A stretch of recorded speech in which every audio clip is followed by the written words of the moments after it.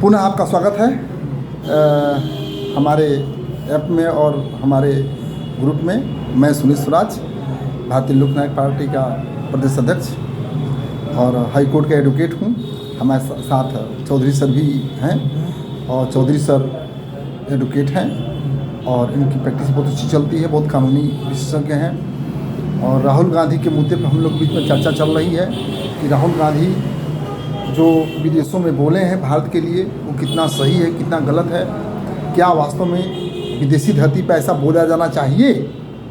पहले तो ये पड़ताल कर लीजिए और जो आप एग्जाम्पल देना चाहते थे वो एग्जाम्पल दीजिए। देखिए, अगर एग्जाम्पल की बात है, विदेशों की बात, उन्होंने सरकार का कहना है कि अगर विदेश में जाकर यहाँ हमारे देश की बेइज्जती करा दी, यानी देश को मतलब कि दूसरे दिशा में ले जाकर मोड़ दिया, तो कि इस देश में लोकतंत्र नाम की कोई चीज़ नहीं है, उनकी ऐसी मानना है।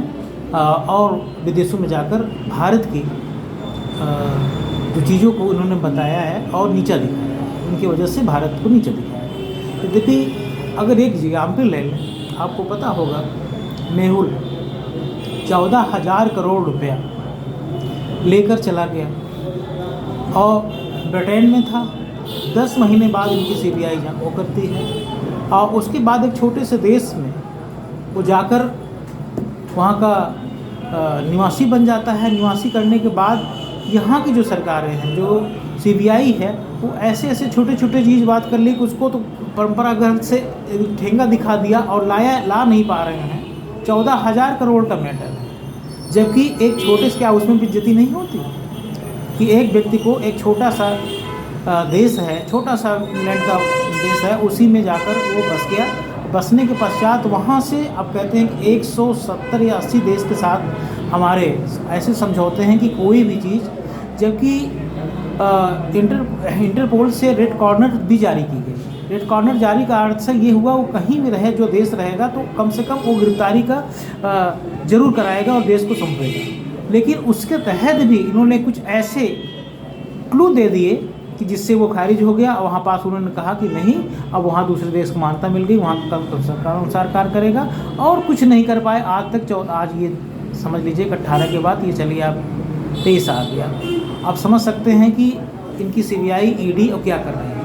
पंजाब नेशनल बैंक का 14,000 करोड़ रुपया जब वो लेके भाग रहा था, तब ये कहाँ थे? इनकी ईडी कहाँ थी? इनकी सीबीआई कहाँ थी? विदेशों से लगा कर पैसा ला के उसमें इन्वेस्ट कर रहा था, तब ये कहाँ थी? इनकी आईबी जितनी भी एजेंसीज थी। मुद्दा ये है कि राहुल गांधी ने विदेशों में कहा, तो क्या इससे भारत की बेइज्जती हुई? बिल्कुल नहीं। आप ये बताइए, अभी ट्रंप जी ने, जो अमेरिका के राष्ट्रपति थे, उन्होंने कहा है कि ये जो बाइडेन हैं, जी जी, ये एकदम फेल्योर हैं और यहाँ पर लोकतंत्र भी नहीं बच गया है और तमाम तरह के इल्ज़ाम लगा दिए हैं उन पर।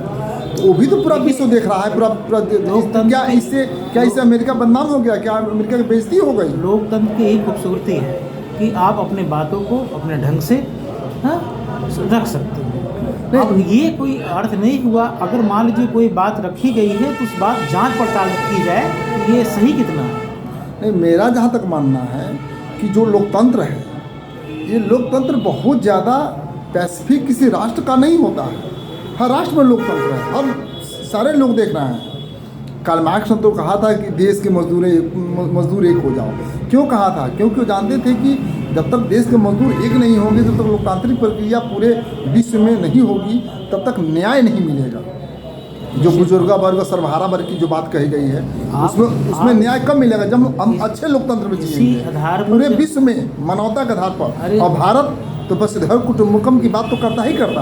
अध्यक्ष जी, ये समझिए कि आप देखे होंगे, इतिहास गवाह है कि 1789 में जब फ्रांस की क्रांति हुई, फ्रांस की क्रांति का कारण यही था कि जो सबसे नीचे तबके का व्यक्ति है, लोकतांत्रिक व्यवस्था का पहली बार अगर हम नेशनलिज्म में भाव देखें तो हमें वहाँ से प्राप्त होता है। रूसो और जो कलाकार लोग थे, जब वहाँ शिक्षा दीक्षा का बढ़ावा दिया तो चारों वो लोग बेचारे कमाते थे और खाते थे कौन? दूसरे वाले धर्म वाले और शासन करने वाले। लेकिन जब उसके अंदर ये बातें की अवधारणाएं आई, रूसो ऐसे विचारक जब वहाँ का आगे रहा, तब जाके वहाँ पास यही फ्रांस की क्रांति। बहुत धन्यवाद।